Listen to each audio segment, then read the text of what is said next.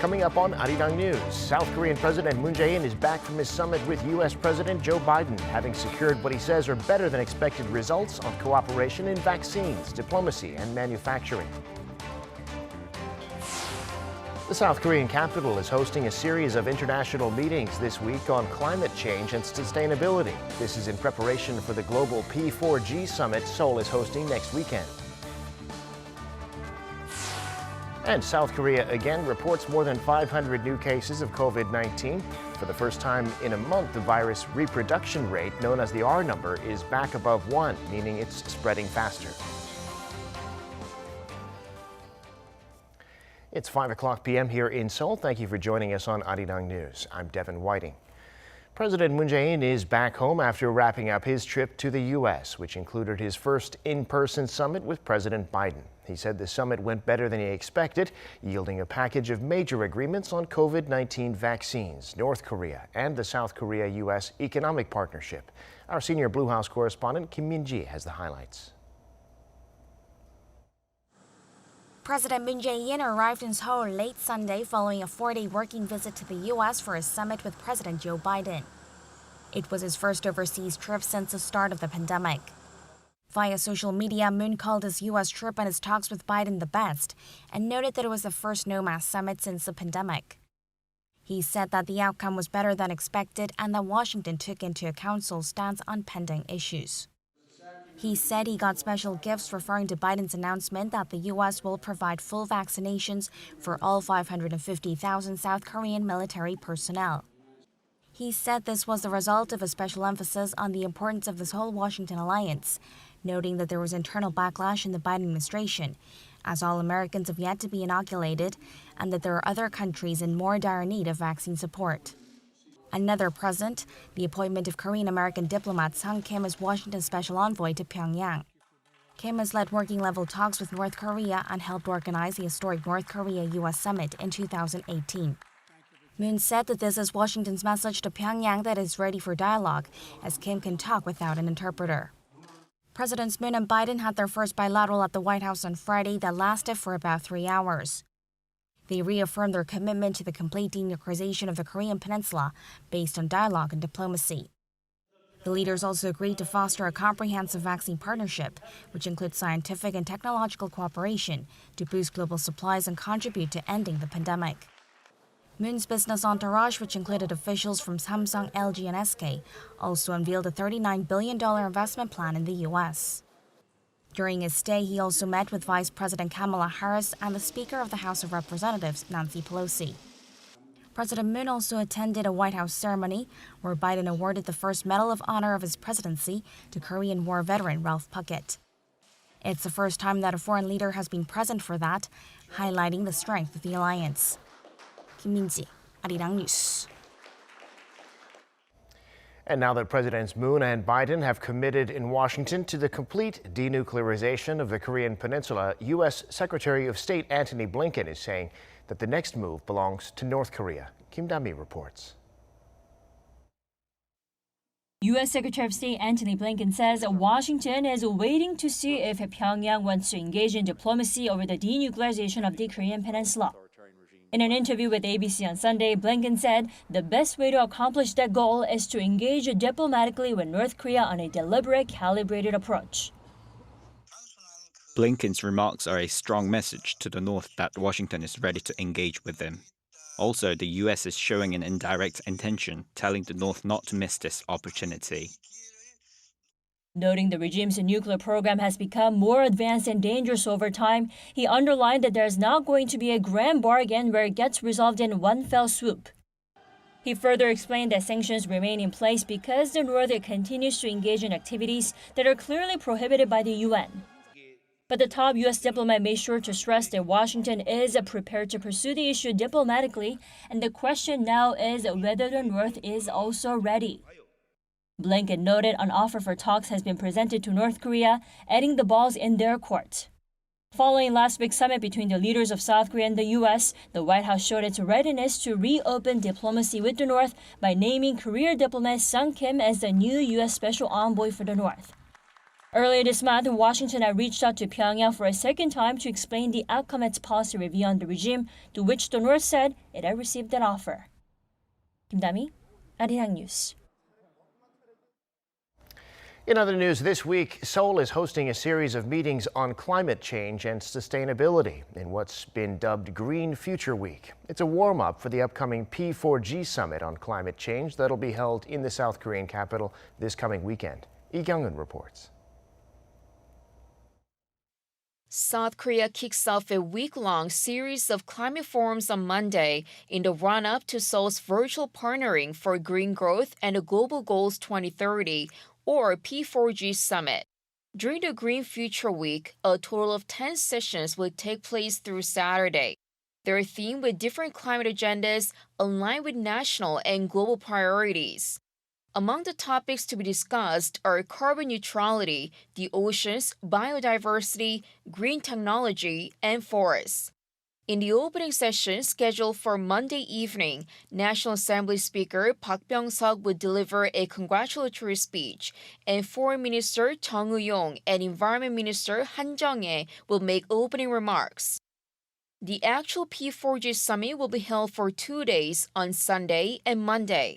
On the second day of the event, 5 main thematic sessions are set to take place, where heads of states and experts will discuss the summit agenda of inclusive green recovery toward carbon neutrality. Those final sessions will be followed by the adoption of the Seoul Declaration based on conclusions agreed upon by leaders and experts. Some 12 countries will be virtually participating in the event, including the U.S. President Moon Jae-in had previously thanked U.S. President Joe Biden for their participation during the face-to-face summit in Washington last week. Moon also attended the climate summit hosted by the U.S. back in April. All the sessions were streamed on the 2021 P4G Seoul Summit virtual venue and the official YouTube channel for the general public to join. Lee Kyung-eun, Arirang News.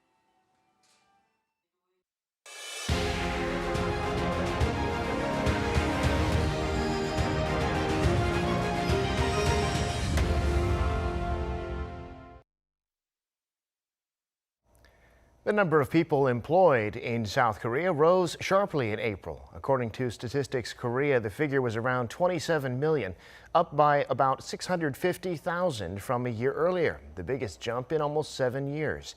The number of people working at mid to large-size companies was around 2.8 million, up by almost 200,000. That's the biggest increase since the figure was first compiled 17 years ago. The rise was thanks to a rebound in exports, but also because so many people lost their jobs in the early days of the pandemic. One of the major outcomes of President Moon's trip to Washington was new deals for vaccine cooperation with the U.S. South Korean and American biotech companies have sealed agreements to work together on vaccine development and manufacturing. The government says this will help Korea become a global hub for vaccine production. Kim Jae-hee has this report. South Korean biopharmaceutical company Samsung Biologics has signed a deal to help the production of COVID-19 vaccines developed by the U.S. drug maker Moderna. Under the fill and finish manufacturing process, Samsung Biologics will be responsible for filling vials and packaging Moderna's mRNA vaccine starting in the third quarter of this year. The vials will be supplied to markets other than the U.S. Moderna's vaccine is to become the fourth COVID-19 vaccine to be at least partially produced in Korea. The country already manufactures the AstraZeneca, Novavax, and Sputnik V vaccines. The government says the latest partnership between Seoul and Washington will help Korea become a global hub for vaccine manufacturing. Authorities are also working to have some of the locally produced vaccines reserved for Korea.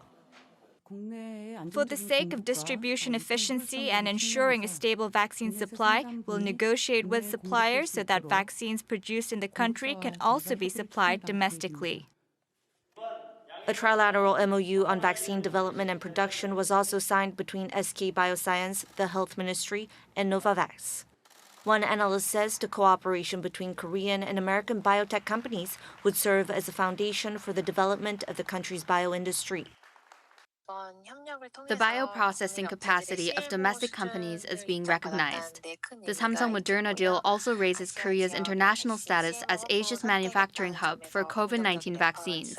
Korea can also learn technical skills of packaging mRNA vaccines and its maintenance, and this can help the pharmaceutical manufacturing industry grow. But another expert said a contract that involves a more important role would have been better. Samsung Biologics' role is limited and there's no direct transfer of core technology. Its impact on vaccine development in Korea is expected to be minimal. The expert added that the government should push forward to seal more technology transfer deals to solidify the country as a global vaccine hub. Kim Jae-hee, Arirang News. From this August, the Bank of Korea is going to start testing different options for the potential adoption of a digital currency. That would mean a national currency represented by a digital token, but not decentralized like Bitcoin. The BOK said Monday that it'll choose a company through an open bidding process to develop a testing environment, looking at the feasibility of a digital currency being launched by the central bank. Through next June, that will include tests of issuance, redemption, and payment systems. But the BOK stressed that this does not mean it's necessarily going to adopt a digital currency, but rather that it's preparing for steps it may need to take in the future.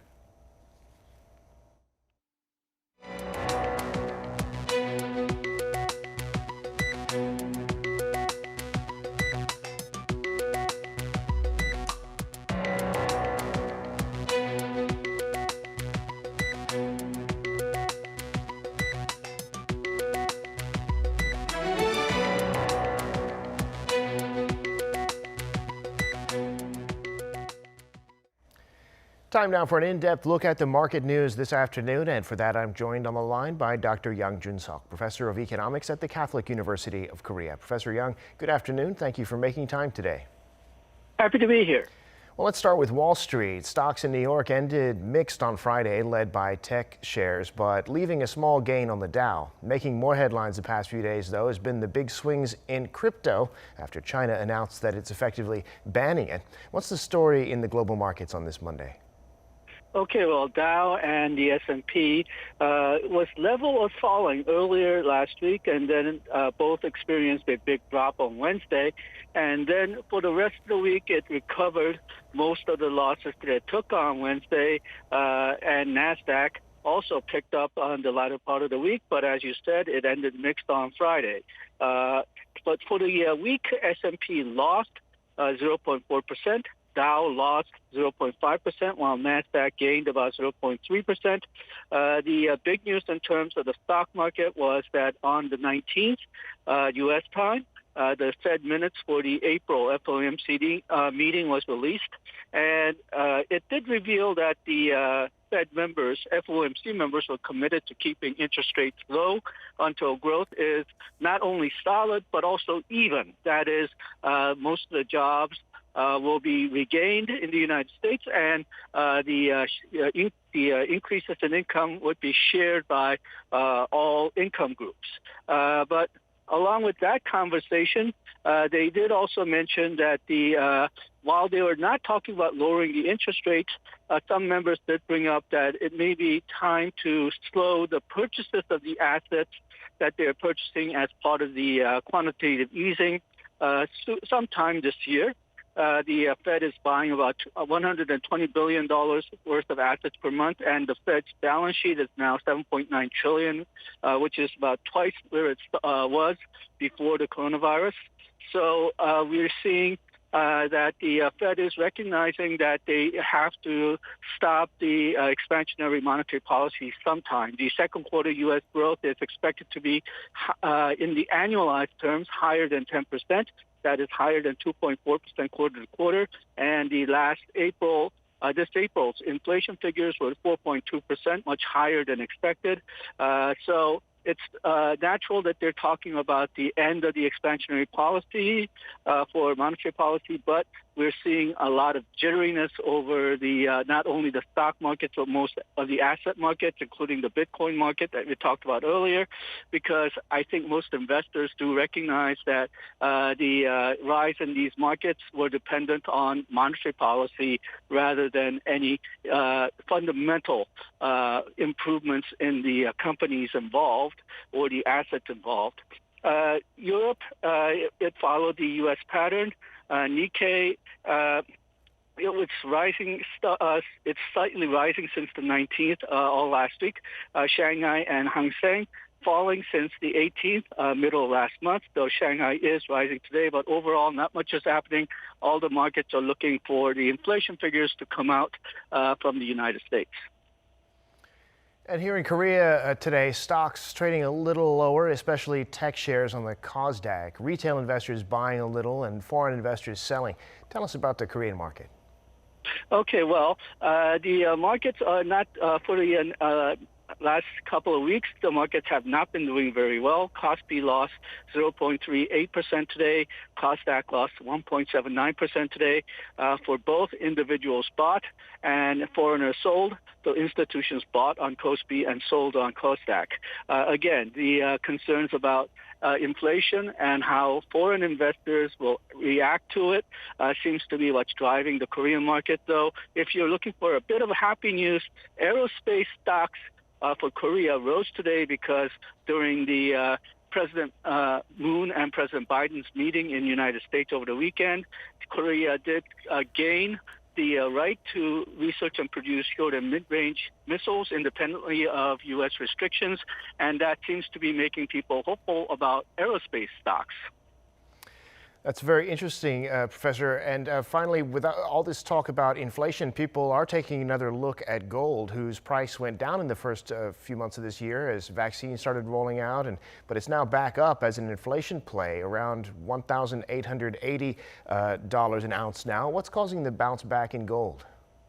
Okay, well, the interesting thing about gold is that it was rising during post-coronavirus rise in asset markets last year, but around after hitting a high in August, it started falling down.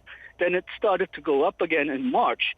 So compared to other assets, it really didn't rise very much. And a lot of people may believe that this means that gold right now is underpriced compared to other assets like Bitcoin or stocks, which have risen by much higher level if you calculate the numbers from last March to last week.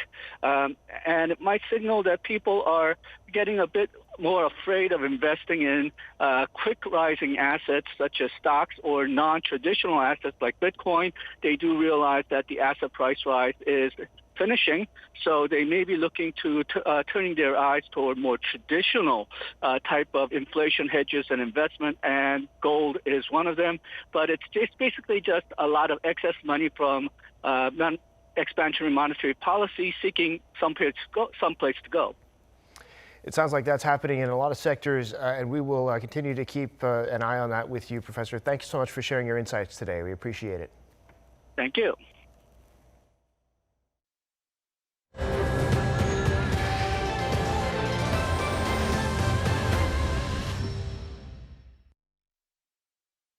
South Korea on Monday saw its daily COVID-19 tally stay in the 500 range, a little down from Sunday. The R0 number is back above 1 now, meaning the virus is spreading a little faster.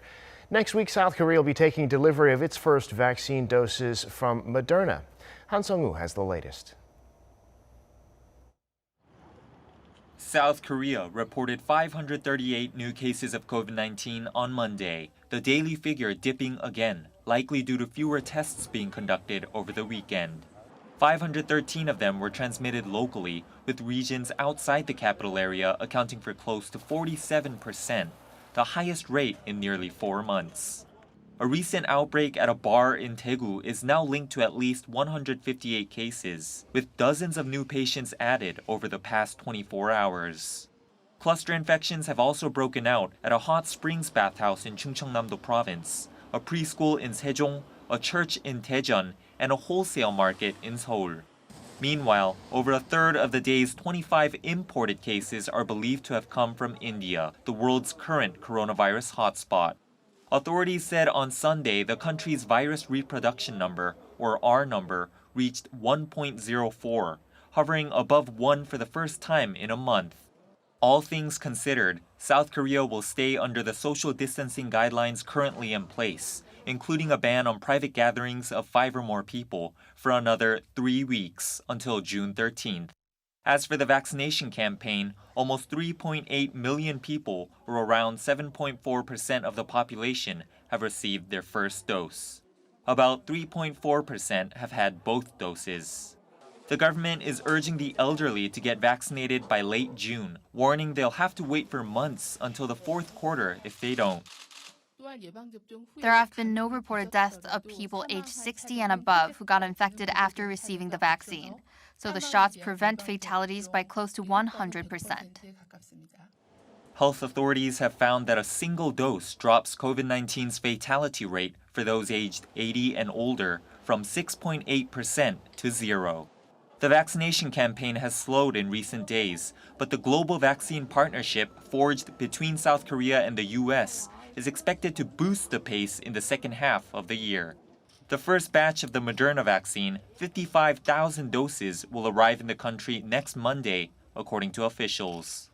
South Korea's total number of COVID-19 cases is now slightly under 136,500.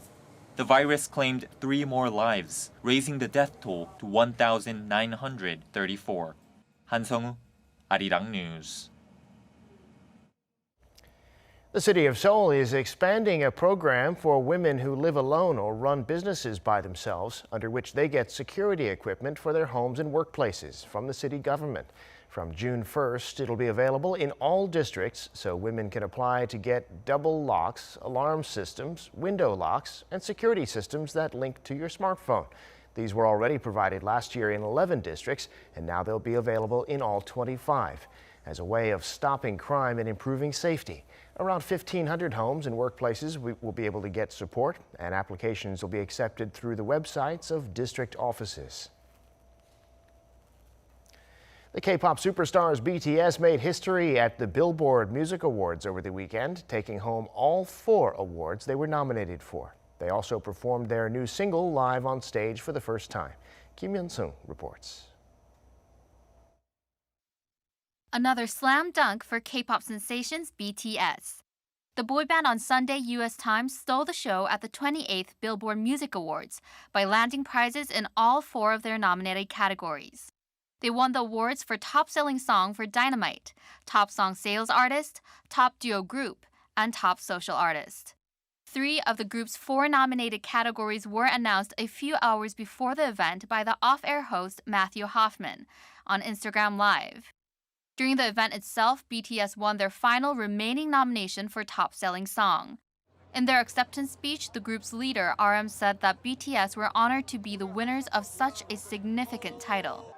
He added that they wanted to share some fresh energy with their song Dynamite, and that this award was proof that they had achieved that goal. For the Top Social Artist Award, which is voted for by fans, BTS received more than 100 million votes to win the award for the 5th year in a row. The 4 awards are the most that BTS have won at the BBMAs. And the award ceremony this year was also a special event for BTS fans worldwide, as it hosted the live debut of the boy band's newly released all-English digital single, Butter. Kim Hyun-sung, Arirang News.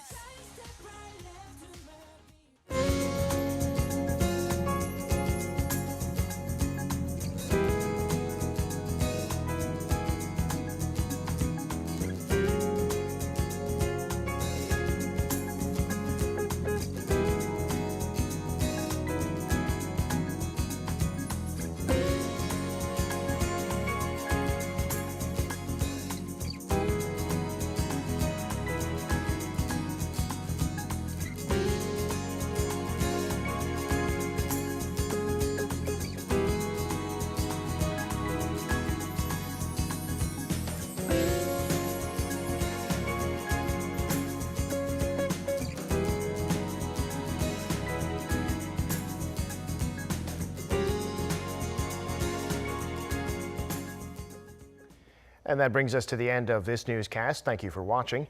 More live news coming your way at 7 p.m. Korea time.